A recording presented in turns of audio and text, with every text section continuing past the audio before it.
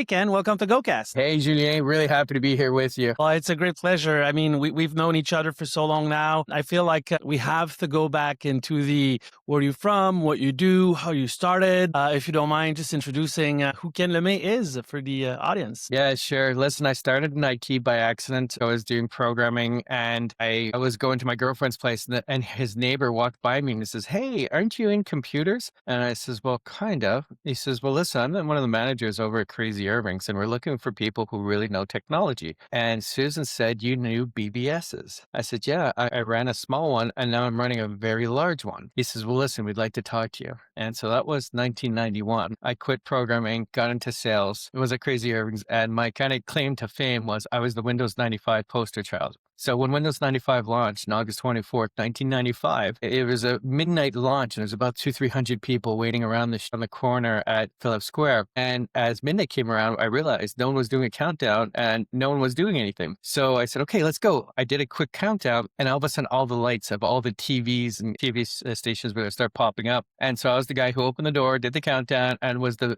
kind of the poster child of Windows 95 launch in Montreal. And then just got into cybersecurity just, kind of by fluke. I was at a company called 3Soft and we were doing security audits, really early kind of pen tests. And I'll Okay. always remember this network administrator says, "Listen," he says, "you are never going to get into my environment." He says, "We locked it down like crazy." And so went out for lunch, came back and gave the CIO's password, his password, had a root access and dropped a file that says we were here on the CIO's or on the server. And so it just kind of opened my eyes to the fact is that customers thought that they were really in a good position, but the reality was they weren't.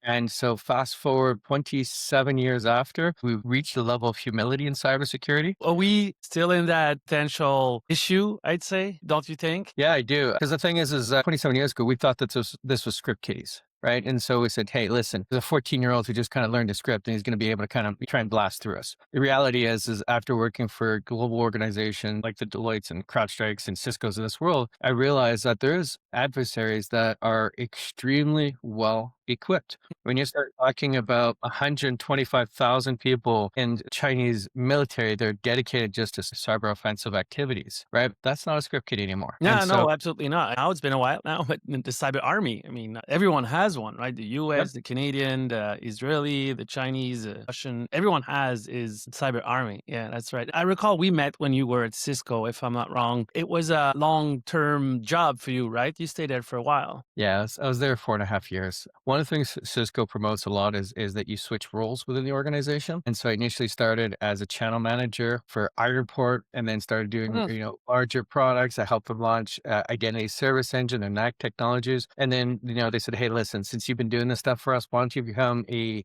security sales specialist?" And that's where we first met, where I became a security sales specialist and worked on a bunch of pretty large deals with the Quebec government. yeah, I remember that. And then you switched to, where did you go after Cisco? Was it CrowdStrike Yeah, or I went to Palo Alto Networks. Palo Alto? Yeah, so I was the first kind of commercial person up until that point that really were focused on major accounts, and then I was kind of brought in to go after the mid-size, so large and mid-size accounts. And me and my engineer, who you know really well, Ruben Eduardo, just kind of went absolutely bonkers for almost 3 years, and had probably brought on somewhere between 70 to 80 net new logos in a very short period of time. We were in a plane also quite often as well. I In the last believe 2 so. years, Yeah, for we sure. did 150 flights. But you know what? When we met, you and I, Palo Alto was not on the map at all. And I recall even when it started, it was seen as the another small medium business type of firewall. It was not seen as an enterprise firewall at all. Yes. What came with that, IP ID, and they disrupt the market a lot, which they brought in, yes, the term next gen firewall and all, but also all the features that they came up with. You were there when it became that huge thing. What do you remember of that experience? I guess I've kind of knock on wood. I've had the luxury or pleasure of work for a lot of companies that were very innovative and kind of had really kind of next gen level technologies. That's always been something that was really important for my whole career. Is really looking at what's going to solve important problems And so when I first looked at this next gen firewall concept, I'd already just came from Juniper where we had NetScreen and then Cisco had ASAs and then we had the SourceFire stuff. And so I had a lot of experience in that firewall world. But when I looked at the kind of the application facing and started looking at where the trends and where people were going, it was much more web based. It was much more driven on SaaS applications or on different application based. And so building rules based on application was really different than the 50 rules for every port and protocol you're trying to do. And so it really solved a key problem without trying to boil the ocean. Yeah. So yeah, that first 2 years, really, it was a lot about telling people, hey, just try it. I will remember one customer, a CIO, an older gentleman, very tight Italian background. And he said, listen, I'm sure you're aware that you probably have some shadow IT going on. He goes, no, we don't. Okay. And how about like cloud applications and applications that are kind of going through? It says, "Hey, are you aware of anyone using kind of credit cards to be able to do any of this?" It's just, yeah, not here, lockdown. I said, okay, well, would you like us to show you what's going on? He says, yeah, I would. And he's got two architects and looking kind of left and right. He says, I better see three because I've only authorized three. Did the kind of security lifecycle review SLR and I came back and brought it to him. And I thought for sure he was going to throw his chair at me when we proved that there was, I think, something like 57 kind of applications going. I've never had a meeting where I got kicked out so fast. In the sense that he looked at his two architects and his director and looks at his director. He says, you're going to escort these nice gentlemen out to the door. And he says, and you're going to come right back here. And he says to my two architects, you're not going anywhere. And I can just see the steam coming out of his ears. He was so upset, so upset. So I think that was kind of the era of almost humility in cyber is Yeah. that we had certain impressions, or a lot of the customers had certain impressions, and then they start discovering it's like, oh, this isn't reality. Yeah. And so as we started doing that in the really early days, it really kind of opened some eyes up and started help kind of narrowing down those vulnerabilities.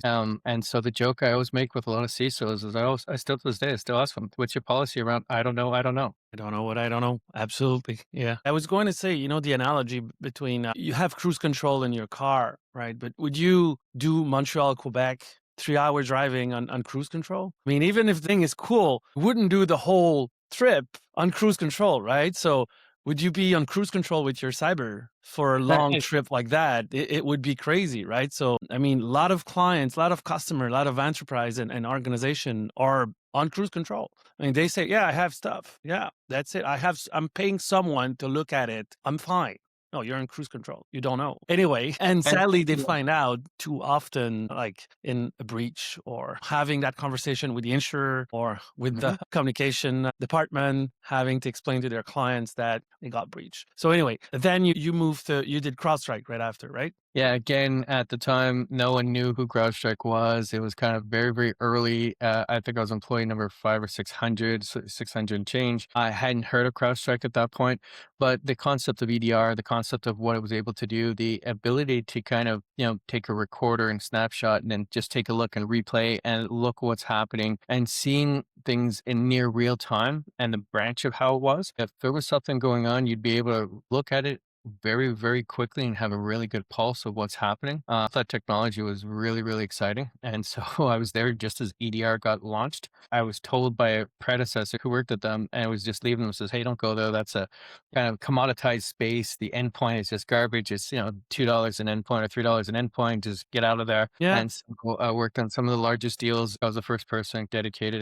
in Quebec for them. And me and Ruben had a phenomenal run of about 5 years. That's super exciting. So you have a proven track record of joining company that are disrupting the market. Where are you now? What are you doing? Came over to Vectra for kind of the exact same reasons. I actually thought I was kind of semi-retiring. After being 20 Oh something yeah? years, I'm gonna get out of this vendor space. I'm just gonna just go and take it easy. And one of the system engineers who me and Steve Martin, who I've worked now fourth company I've worked with together, he says, "Hey, Ken, listen." He says, "You have to come here. This is going to be a area that's really going to explode." And he says the technology is solid. They just kind of need some help in kind of representing them effectively and trying to really kind of blow up the market. And so 2 weeks on board at Vectra, and Vectra is a network detect and response company. And I think the word network has kind of just completely gotten shredded over the Mm-hmm. last shooting. Trust, anyone who's got a few gray hairs, and I see you got some coming on as well. The network has just changed. I mean, for us, network used to mean inside a closed wall. It was, all your Ethernet ports, your Wi-Fi, and that was it. But the modern, network now is you start including remote workers, you start talking about cloud applications, you start talking about SASE connections, you're talking about,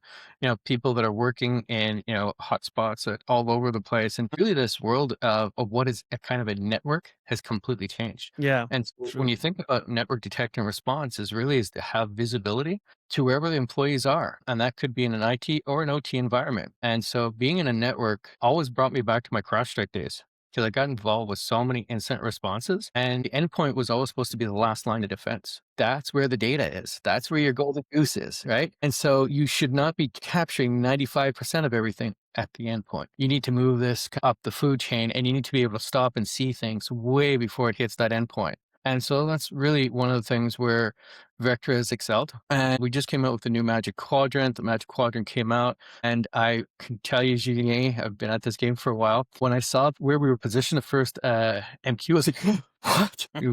Way, way up there, which just says the technology is phenomenal and Yeah. customers are adopting and using it. And I know that the customers who do use it for a long time because of the value it brings. I kind of feel, I'm hoping that this is again getting into an earlier company, about 600 employees as well, with just phenomenally great technology. Well, that's awesome to hear. I look forward to talk with you in 3 to 5 months and see how disruptive Vectra is now in the market, bringing you on board. So, one last question: if you could go back in time and talk with Ken Lemay, what advice would you give him, like 15 years ago, let's say? I guess the analogy I've always used was I was a bull in a china shop. I'm still a bull in a china shop. I kind of set my goals and I kind of go through. But I think that just again, as a question of humility, I guess the gray hairs kind of teach me that is to recognize that there are boundaries, right? And I've never really listened to boundaries. I've always kind of just charged right through and kept on going, kept on going. And so I think a little bit of temperament of time management. I was really good about traveling. Travel, as kind of an offset. But even the travel was kind of pretty busy. And so it took me getting into my 50s to learn to finally how to be able to relax, how to look up at the trees and just kind of sit there and enjoy. I think if I could have learned that maybe 15 years ago, would have definitely helped. Yeah, for sure. And humility, I think that's absolutely amazing. You're seeing that. I mean, we all need to learn more of that. I've been told quite often that I look cocky a little bit. I'm not doing that on purpose. I'm a big fan of humility. I always let my ego at home or I bring it at the gym because it's useful, but everything everywhere else doesn't need ego, right? So thank you for that. And thank you very much for your time, Ken. It's really refreshing to hear all you did and where you're going. So thank you very much and have a good rest of your day. Thanks, Julian. Really great being here with you, and hopefully we'll be able to get a chance to do this again. Take care. Cheers.